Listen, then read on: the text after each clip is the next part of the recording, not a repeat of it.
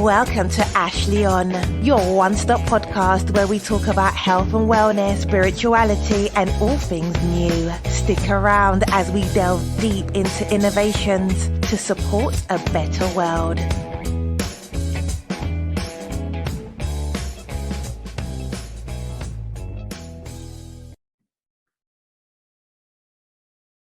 Today's guest is John Roulac, the founder of the amazing superfood company Nutiva, and an activist on behalf of regenerative farming practices and soil regeneration, and producer of the Netflix blockbuster Kiss the Ground with Woody Harrelson. We talk about all of this and the time he sued the DEA and won. Hope you enjoy the show. Hey guys, as always, this episode is brought to you by Packed with Life Tea.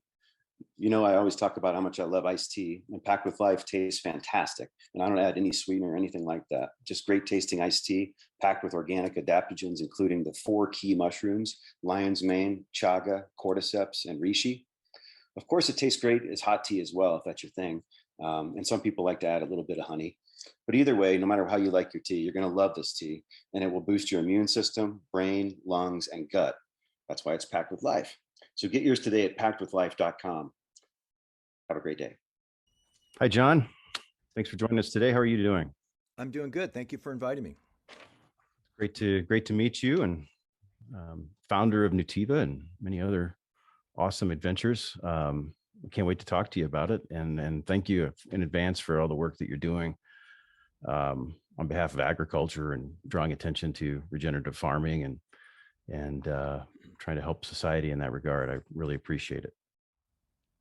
Yeah, it's important regeneration of our agricultural systems and for our environment, and that's what I'm passionate about. And so I'm blessed I can get opportunity to do my part to help. Awesome. Why don't you give a quick introduction to our listeners, just so they can frame, who they're listening to and get excited about what we're going to talk about. Yeah. When I was 21, they dumped nuclear waste 9 miles from my house, an unidentified truck driver. Wow. That really pissed me off. And then right about that time, I started cramping playing basketball. I'd be running down the court and my calf muscle would be really tight. And I was like, what's that about? And I realized my diet was really bad. I investigated that. I changed my diet. So at right around age 21, I became environmentalist because I was upset about dumping nuclear waste near my house. Nothing ever happened about it. And then became kind of a health nut. And that led me to do a variety of environmental campaigns, formed a forestry organization called Forest Forever to protect California redwood forests, and had several campaigns, which we lost the timber industry every time, but we did, fought as much as we could. Ended up writing a book on composting, set up home composting programs all over the United States, and then got involved in hemp, and then founded a company called Nutiva in 1999. We're an organic superfood company, and ran that for 18 years. And we sold $1 billion worth of organic superfood at the retail register. I retired from that, stepped down from that 4 years ago, and now I'm involved in writing articles on regenerative agriculture, articles on COVID-19, and what are some different alternatives to the narrative, and I invest and then working on food forests in Guatemala and in Africa through a group called Agroforestry Regeneration Communities, which I founded last year. Awesome. Well, thank you. And thanks again for joining us. I know we were a little bit delayed today because you were, I think, on a podcast with RFK Jr. Is that correct? Correct. Yeah. Yeah. That was, he's been, for many, hero for what he's done for the environment and clean waterways, and against great criticism as well, right? Yeah. And a lot of criticism of late, because he dared challenge the narrative that vaccines are safe and effective, period. and some of the things we discussed is that they're finding out now from Israeli data, state of New York, and also the UK, that 90% of the people who are severely sick in COVID are double and triple vaccinated. Right. So people who are vaccinated, it wears off and their immune system is weaker. Mhm. And there was discussion by Dr. Fauci that this potentially could happen. It happens in vaccines. You don't really know until you study it after 2 or 3 years. Normally, there's a 5 to 7 year study period. When you're in the vaccine industry, and I've talked to people who are in the vaccine industry, you don't release a vaccine on year one. No, ever. But it was like rush, like do one for the country, and all this. And so I know people are either, and I have essentially many of my friends now hate me. They won't talk to me, Been and divisive amongst a lot of people. yeah, I yeah. know. Yeah. But I'm a health guy and I'm a data person, and they're now realizing that maybe we made some major mistakes, and so that's so I wrote an article called "From Corrupted to Trusted: Liberal Americans' Perception of the FDA."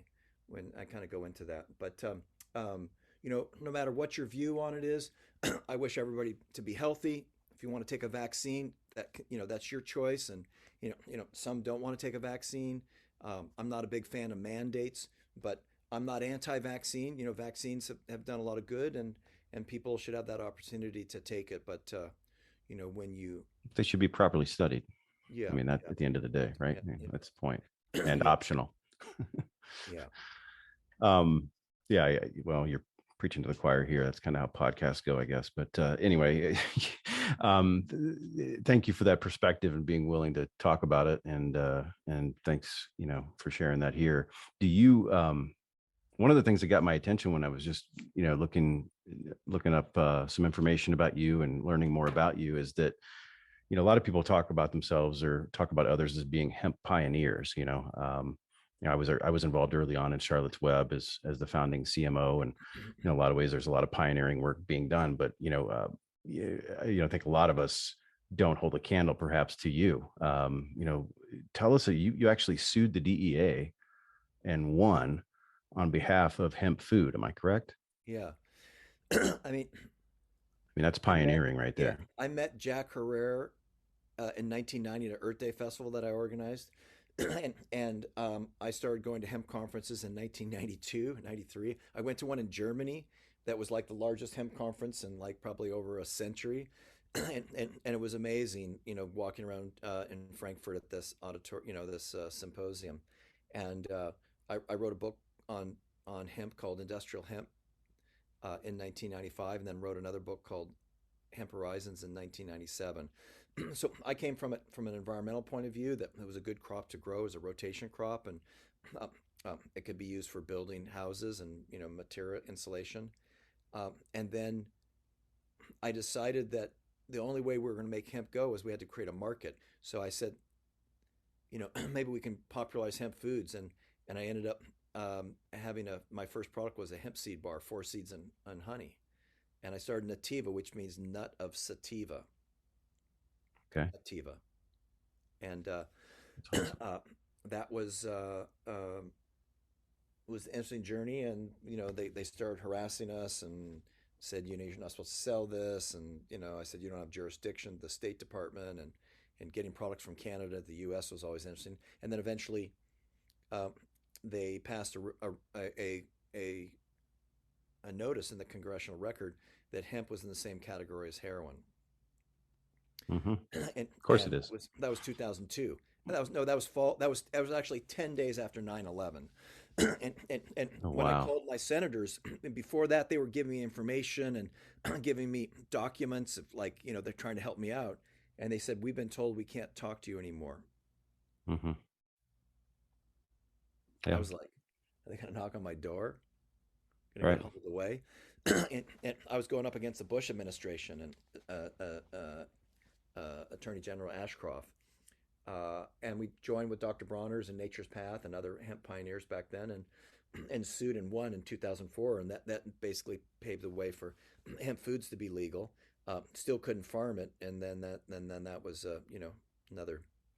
So that paved the way for the importation of hemp seeds for foods, right? Or Yes, hemp grain. yeah, yes, correct.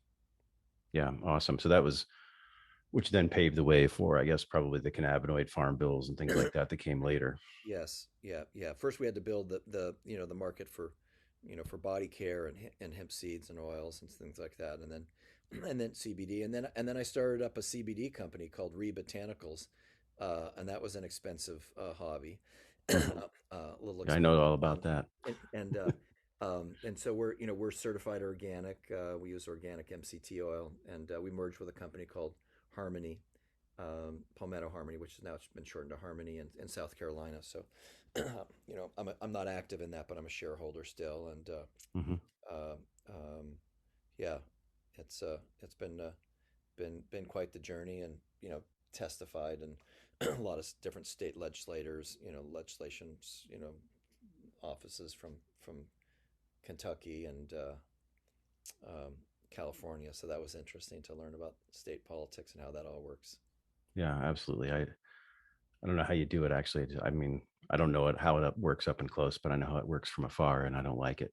So, Yeah. anybody that has the patience to and forgiveness and compassion to kind of work through those channels, I respect a lot, because it's hard for me to do that. Yeah. Yeah, no, I hear you. It's it is what it is, but I'm not involved in that so much anymore. So I pretty much stepped away from the hemp world, a couple years ago. I was also on Yeah. the California Hemp Advisory panel appointed by um, uh, Governor Jerry Brown and served under Gavin Newsom, and then stepped down right as COVID, right after COVID hit. So.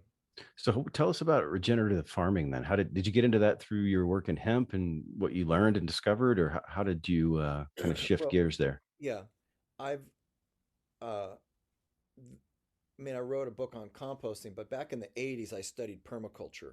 So, from my interest in organic foods, led me to organic farming. And so, if you're a health nut and you're an environmentalist, of course, you're going to want organic food.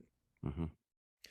So, I studying that and worked on organic farms, and and really learned the importance of soil health, and then end up wrote a book on it called Backyard Composting in 1991. That was my first book, and back then we called it sustainable agriculture, and then in the and around 2000, 8 or 9, we started dealing with the FDA around the issue of GMOs and glyphosate and all that, and so I got involved in the non-GMO movement, did some campaigns, and was active on that, and founded something called GMO Inside, and we put 140,000 comments on Cheerios Facebook wall and forced them to remove GMOs, and we You did mean the same thing to Hershey. big What? GMO? Yeah, yeah. We took the little. I don't know if you remember this, but we took the little Cheerios, little Cheerio individual Cheerios, and spelled out GMOs. And we did the same thing to Hershey's, then we went after Chobani. We got Chobani removed from Whole Foods, because they're using Monsanto milk. We called it, milk Hmm. cows that having this. And remember, just what I was talking to with Robert F. Kennedy Jr. on his podcast, that atrazine is sprayed all over corn, and that's fed to the Hmm. cows.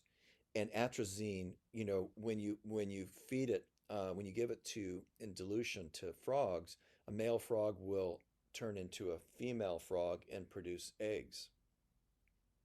So we are feminizing men in America, Hmm.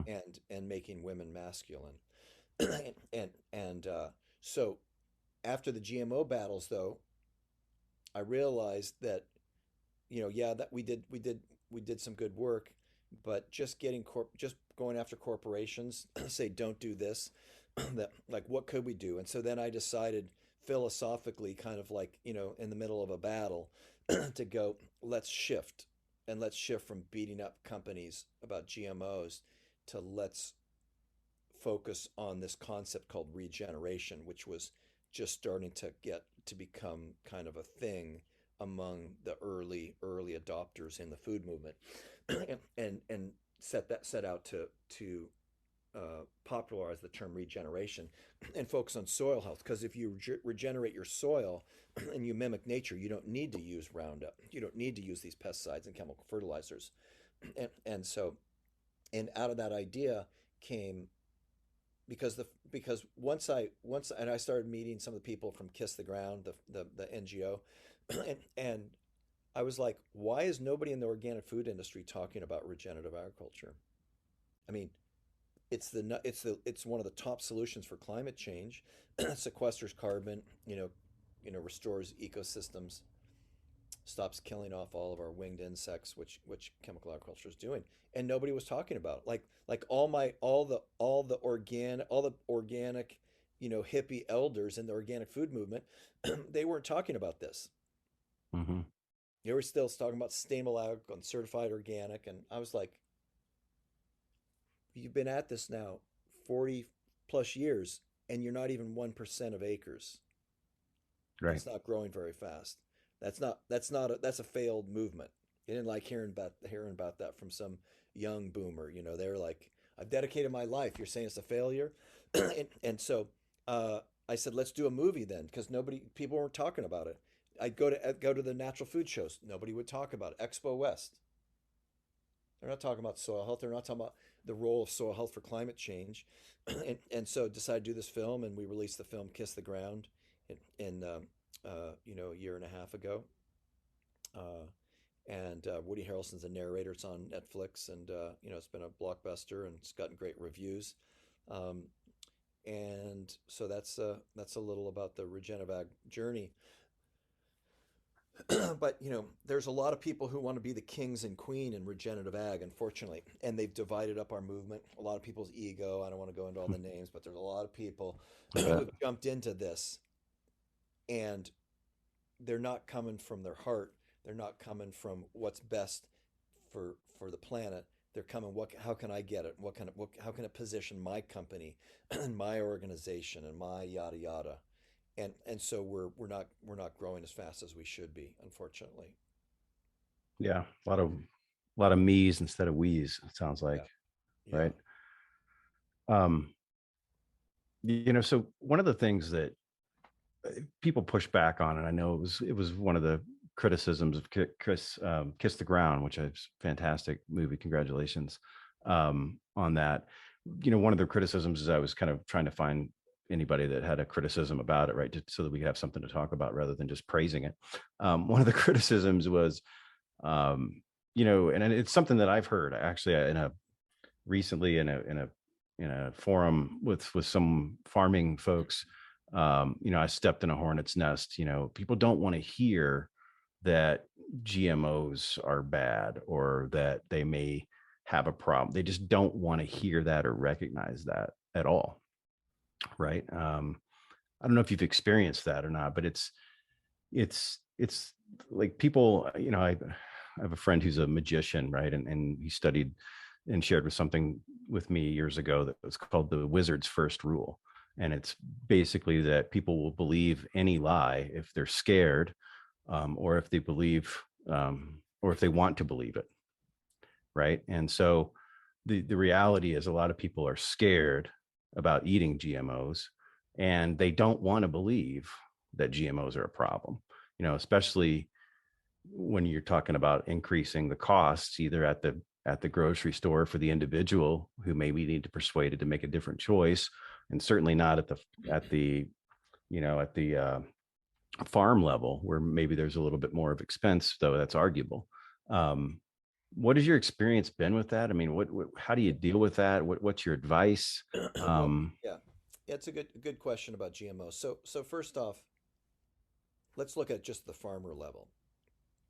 So GMOs were promised that you would use less pesticides and would have greater yields. Those were the two main claims. GMOs don't have greater yields. Mm-hmm. The use of glyphosate has skyrocketed. We're using more pesticides and herbicides than ever before. Um, And one of the farmers' pushbacks is, Yeah. it's so diluted, right? It's so diluted that we're barely using any of it at all, like a few ounces per acre. So that it's so diluted, there's nothing that can possibly be wrong with that. Yeah. And of Yeah, course, I that understand. So the idea is, instead of going down that track, like, okay, let them believe that, okay? Forget about the toxicity. Just let that go for a moment. GMOs don't give you an increase in yield, and the seeds are expensive. When you shift over to non-GMO corn, your yield is the same and your cost of goods is less. Interesting. The cost to buy it. Now, you it's going to take a little more labor to do the regen. But what you find is, when you start building the soil, and soil is a sponge, when there's a drought, regenerative agriculture crops the corn standing, whereas they look across the way, the GMO crop is wilting because they haven't paid attention to the soil health. Um, and so that's the benefit there is that the farmer saves money on buying the seed. It is going to take a little more labor, but over time you can then start doing cover crops, and you start reducing the chemical fertilizer and inputs. As Gabe Brown likes to say, do you want to sign the front of the check or the back of the check? Yeah. So if you stop writing more front of checks, you get a bigger back of the check signature. Which one do you want? But to do that means you have to step out of the narrative. That means you have to learn more. Which is probably the most difficult thing for some of these folks, right? You have an ideology that you fall, and people like want to identify with, I'm on this team or I'm on that team. Exactly. And it seems insane because it goes against all evolutionary development principles, right? To be wiser and smarter. Yeah. But there's a guy named Rick Clark. He's an Indiana corn and soy farmer. He was using chemicals, he was using GMOs. He dropped all of that. He grows 6,500 acres. He doesn't till and he doesn't spray. So he's no-till organic. But there's not too many of them like that. But those are examples of people. And he makes more money, But he's a bit of a wizard. So the question is, how do we take, there's always those early adapters. But with the path of regenerative ag, we can get our producers to go from, in 5 years, they can reduce 50 to 75% of their chemicals. They won't get it. You're not going to go off all heroin every day. Maybe you got to go on methadone a little, or So that's one of the things. Here's the other thing though about GMOs, and this is what people don't want to hear. And it's not only GMOs, but it's a lot of conventional seed. So they dip every GMO seed in something called neonicotinoid. And neonicotinoids is a very toxic class of pesticides that's a seed coating that essentially kills anything that would attack it in the soil. We really don't need it, but it's just, Monsanto is owned by Bayer. Monsanto sells a lot of GMO corn, and guess what Bayer sells a lot of? Cancer drugs. Neonicotinoids. Yeah, and cancer drugs too, right? Yeah, and cancer drugs. So, and then those neonicotinoids express themselves in every gene of the plant. and then when the corn tassels in the morning have dew on them, and the bees and winged insects come and fly and drink from that dew, they're sipping neonicotinoids at parts per million or billion. And that slowly destroys them. We've lost 75% of all winged insects in the last 50 years. Butterflies, bumblebees, bees, ladybugs, and we're losing 1 to 2% a year. At the current rate, by 2040, there's going to be virtually no insects left, and that means most of the birds will die. We've also consequently lost 70% of our birds in the last 50 years. So we're essentially going to the end of nature. And then if you go into the oceans, we've lost 60% of all phytoplankton in the oceans. Is that from runoff? And it's a combination, but it's from runoff is one, but higher ocean temperatures, and then acidification, and so the microscopic shells can't form if the oceans are too acidic. And if you take a test tube and you put it at the acidification level projected by 2040, and you put phytoplankton in there, it all just dissolves. So again, and we're losing 1 to 2% a year of those. So by 2040, there's pretty much nothing that's going to be living in the ocean. There won't be a dolphin, there won't be a whale, there won't be fish, and there's not going to be bees or butterflies or winged insects, and we're creating essentially an authoritarian, industrial Fourth Reich system, and ironically, those liberals, and I've never voted for a Republican in my life, those liberals are promoting this wokeism, and they've realized there's lots of juice, and the power structure and the chemical companies are getting them into this. So they focus on pronouns. What's your pronoun? Mm-hmm. They double down on trans rights. They could care less about the white farmer or the indigenous farmer who's being poisoned with these chemicals. They never talk about them. They're not the victims. No, the victims are now, people that, and believe me, we need to treat everyone with respect, whether you're gay or you're transgender, whatever people's choices, we need to honor that and respect that. And I'm not saying there isn't, we don't need to, but they've now used this as a cudgel, and they're now going around beating people up and trying to ban, censor, from Joe Rogan, to Dave Chappelle, and this wokeism is like, if you say anything wrong, or like if you talk, like someone recently accused me, I said, the military industrial complex promotes wars on a global level. And they said, oh, you're bordering on the edge of being an anti-Semite. Like, are you kidding me? and so the destruction of our system by these corporations that have gotten way too powerful, they're now using liberals and urban people to attack anyone who doesn't this cancel culture, and there's something very, very wrong with that. And it's one of the reasons I admire you for speaking out, because it's I'm a staunch independent in my political views, but I think both sides are uniquely criminal.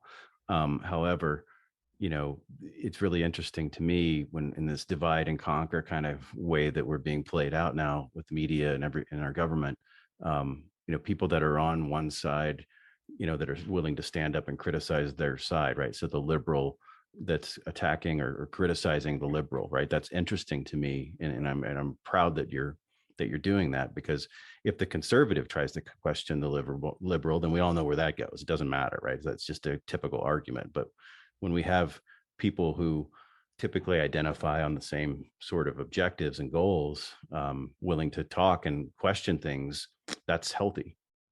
Yeah. And how is it that this is a good thing that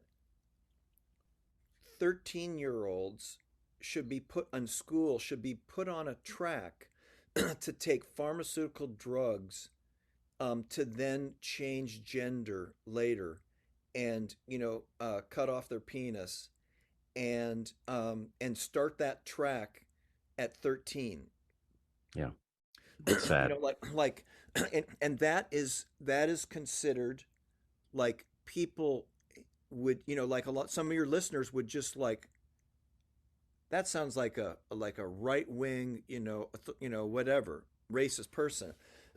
And so, and of course they're not going to look at, like, why are so many, and you see it, this doesn't happen in Guatemala or Sri Lanka or some of these developing countries, because they weren't using pesticides in the 60s Right.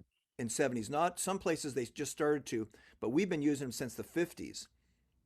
And the food they ate, they may have worked in a at a banana place where they were spraying, but their gardens and their trees, they weren't using it. So we're like third generation, people, if you were born in the 50s, you got those chemicals. Then you had kids in the 70s, then they had kids. So it's like 3 or 4 generations, just like that frog we were talking about. Mm-hmm. And but no one will talk about that. And it's a it's a strange world. So I kind of, the people who I respect who've been involved in this realize that we have a society out of control. We're not focused on water. We're not focused on our food systems. We're, like, really taking it seriously. We got this military industrial complex that Dwight Eisenhower warned us about in the 50s. Sure did. Sure did. And now it's gone to a logical conclusion, and the liberal party now has really moved right. Mm-hmm. They're authoritarian, and a lot of my progressive and liberal friends were like, we haven't changed at all. Right. We don't trust the CIA. We don't Right. trust the DEA. We don't trust the But now the you're FBI, flipped. and we don't trust the FDA. And now it's switched. You're flipped, and now you're a crazy right winger. Yeah, I understand. Believe me, I totally get it. It's so extremely frustrating to me that I've kind of gone almost just checkout mode. Not wanting to even know what's going on or participate anymore, just because it's so unhealthy for me and my blood pressure to pay attention. And Right. yeah, and the one thing that blew me away is, like, I raised $50,000 for Gavin Newsom. I set up meetings around regenerative agriculture, and we had different experts around, and he learned about that, and he's generally a pretty good environmentalist compared to most politicians. I'm not saying he's perfect, but he's done some good things. And the fact that he came out with a policy a few weeks ago that says our policy is you no longer need to use a mask unless but only if you've been vaccinated. So if you're not vaccinated, you got to wear a mask. And this is divisive. Yeah. It's like that there's two classes of people now, based on a medical procedure, and they're now finding it didn't deliver what the vaccine, they said it, you if you got the vaccine, you wouldn't give anybody COVID. Now not only you give it to people in COVID, the data from Israel and the data from New York is the majority You're of the people, problem. you're the problem. Yeah, so vaccinated people are the They're super the problem. spreaders, and they're clogging up the hospitals. And in my That research, doesn't play well in Peoria, right? Yeah, Yeah, that's not yeah. the narrative But that when you go to Japan, the hospitals are empty. Yeah. In the same way with Uttar Pradesh, 240 million people. There's, up until the end of December, before Omicron hit, there was nobody in the hospitals. They had like 20 or 30 patients a day, and we're 50,000. But people don't even, and Uttar Pradesh is 240 million people. It's like 2/3 the size of the US. So people are not data driven, they're tribal driven. And I don't know what the solution is. But I think what we're headed to is a society breakdown. We're heading to a collapse. And out of that collapse, maybe people will come together and wake up. Most people don't want to hear that, and I'm not trying to be negative or pessimistic, but I've been at this for 40 years as an environmental activist. Like when they dumped nuclear waste when I was 21 years old, and I was like, that's ridiculous. Who did this? Oh, some identified truck driver. They never did anything, and we need to change a lot of things, but there's 7 billion people on the planet.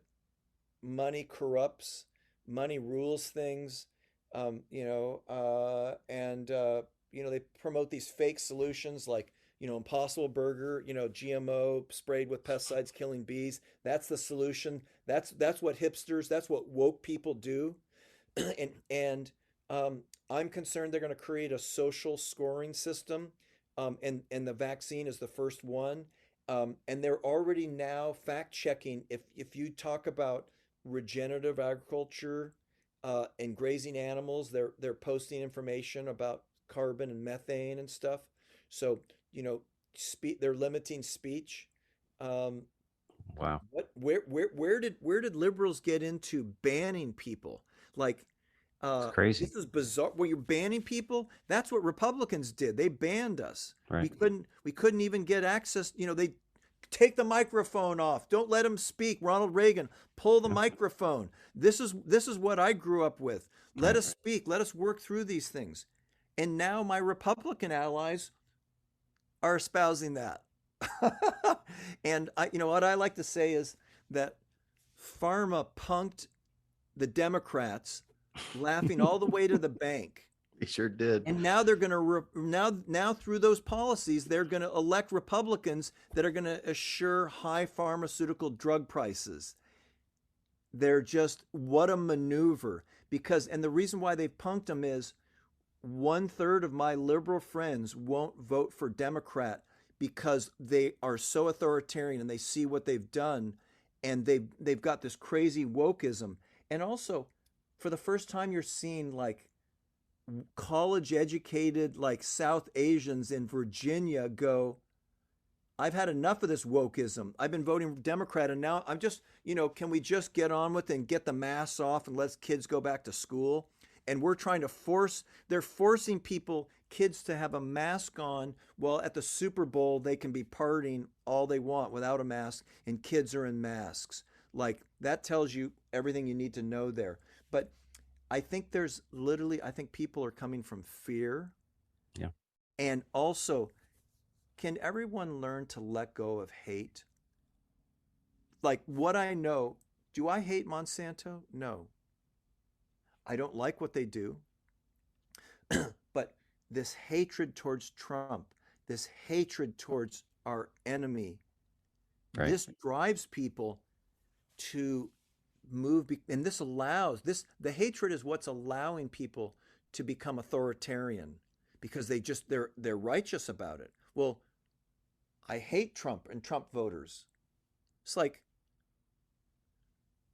hello, what kind of world are you going to create when you create hate? Martin Luther King showed us about that. So we need to, so it's takes a lot more energy. What do you think about this hate thing? Everybody, so many people, and I'm not saying right people. There's a lot conservatives that hate too, but it seems like some people are starting to wake up. Let's hope so. I don't know. What about you? What's your view on this? No, I couldn't agree more. Honestly, that's the answer is the opposite of hate. The answer is love and compassion and forgiveness. And those things are very rare today by most folks. I was glad to hear what you just said about Monsanto. I mean, the fact that you don't hate them, that represents to me an evolved soul, right? Because hating just perpetuates hate. The only thing that can get rid of hate is love. And it's hard to love someone that continuously screws you over and continuously chooses the negative path over and over again. It's really hard not to hate them. It's certainly even harder to love them and to forgive. And at the end of the day, all these people that are pretending to be our representatives and congressmen and senators and all of that is, I heard somebody say the other day, they were making a joke like, our government is so stupid, they just can't figure this out. And I turned around to the guy and I stopped him, as in a public setting. And I said, don't for a minute think that they're stupid. They're not. They're doing exactly what they want to do. And if that involves playing stupid in order to achieve an objective for themselves, then they're going to do that. But they're not stupid. So let's stop thinking about that. But you can't hate them for that, right? The only thing is to genuinely meditate, pray if it's your thing. Some people don't know the difference. I say it's just sitting quietly and breathing and thinking good thoughts, right? Whether you call that praying or meditating, that's what's needed. And those good thoughts are needed for our leaders to wake up, for more and more people to wake up and to make choices that are about we and not about me. And that's what I think, right? Yeah. So good. I think we got to focus there, because otherwise, how are we going to end this podcast? We're not going to end it on gloom and doom, right? That's not what I don't think that's not what you're about. It's certainly not what I'm about. And but I'm also not about, putting my head in the sand and thinking that things are just going to change. And I'm also not about thinking that just going to vote for somebody else is going to change anything, because it doesn't. But taking 5 minutes a day, 10 minutes a day, whatever you can afford to do, and really genuinely breathing and thinking about good things in life and what you're thankful for, and focusing on peace. That's the only hope we have. Yeah, that's great. I'll give you a handful of things that I really appreciate, resonate what you're saying. I want to share a few things that I do because I've been, fighting or working to change the man, the system, and you can burn out and get yeah. So some of the things that I do, one is no hate. I like one of the an exercise I do is the plank. And do the yoga plank, and you can start up the one with like in a prayer position, when you're on the ground this way. And if you do the plank every day in 30 days, even if you do it for 15 seconds, 30 seconds, you'll get a new body you'll feel difference in 30 days. And in 4 or 5 months, you have a new body. What that allows me to do as a 62-year-old man, I can play basketball against 25-year-olds and push them away to grab a rebound and not feel scared on the court. And when I come back home, I'm not sore. Wow. So doing the plank every day, it helps your core. And then you can add other things. I do recently I've been taking class from a friend of mine, and the Shaolong monks, in China, had the monks there. If they wanted to get into martial arts, they made them do a particular style of exercise for a couple of years to get them strong and supple and flexible. And so I've been taking those classes once a week, and it's like a Chinese version of yoga, but it's not really yoga. But you could kind of it's some qigong and things and tai chi kind of. And there's a master in Montana that is so flexible. Like like when I think he's maybe 70 now, but I remember taking some classes from him in his 50s.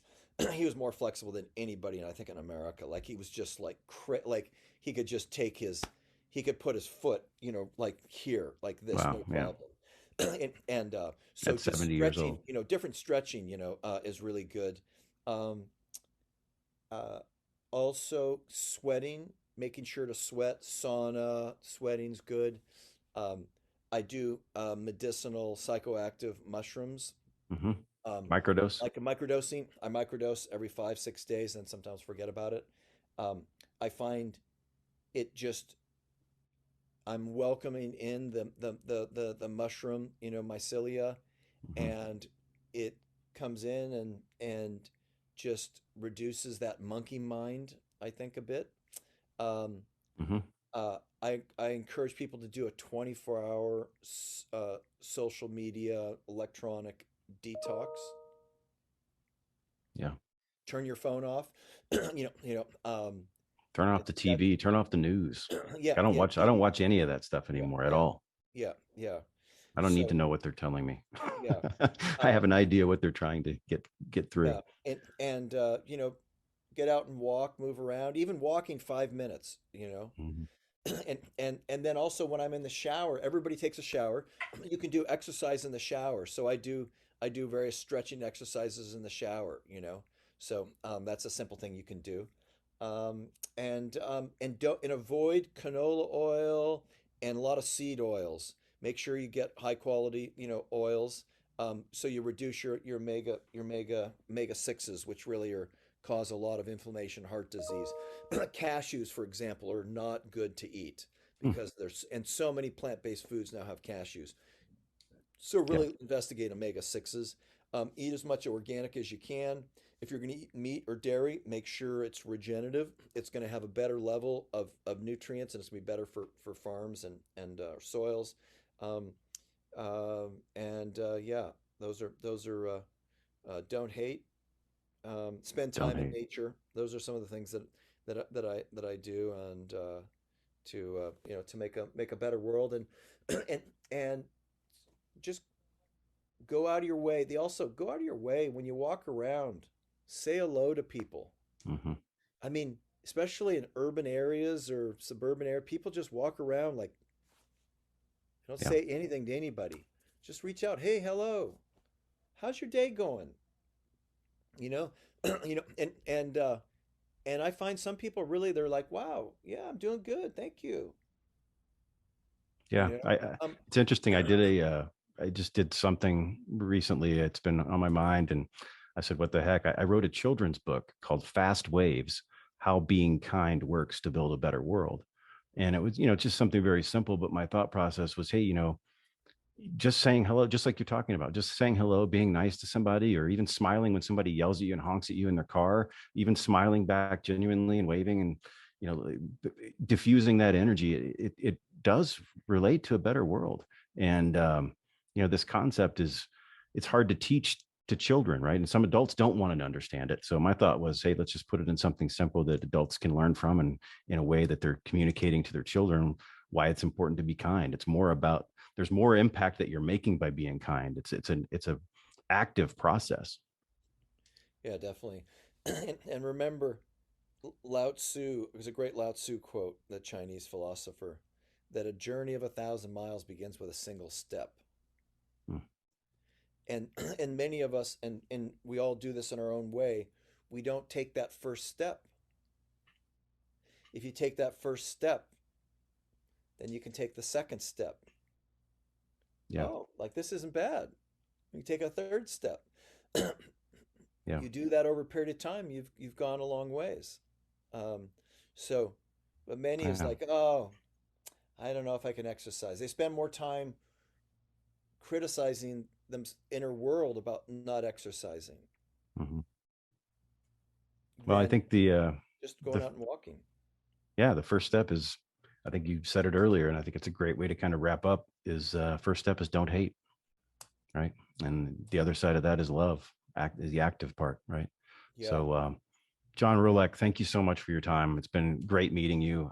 Really enjoyed this conversation, and really proud to talk to you, and to get to know you, and all the great work that you're doing. Thank you for that. And let's stay in touch. I'd love to, see how things go. And if there's another chance we could talk later on, just to get an update on what's going on, I think that'd be a good thing.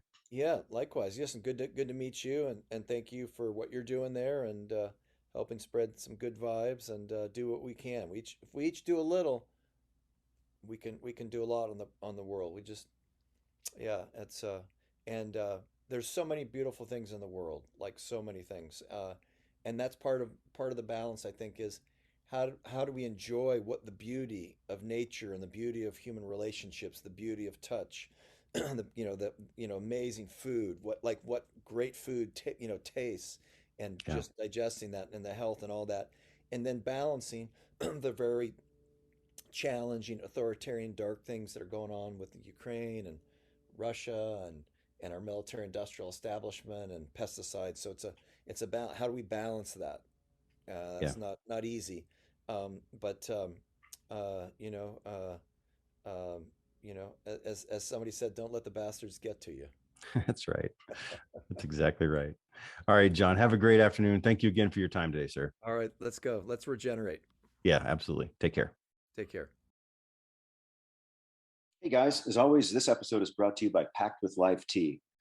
You know, I always talk about how much I love iced tea, and Packed with Life tastes fantastic. And I don't add any sweetener or anything like that. Just great tasting iced tea, packed with organic adaptogens, including the 4 key mushrooms: lion's mane, chaga, cordyceps, and reishi. Of course, it tastes great as hot tea as well, if that's your thing. And some people like to add a little bit of honey.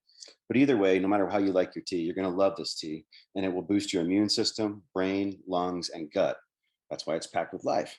So get yours today at packedwithlife.com. Have a great day. Thanks for listening to Ashley on Nothing But the Truth for a Better You and Me.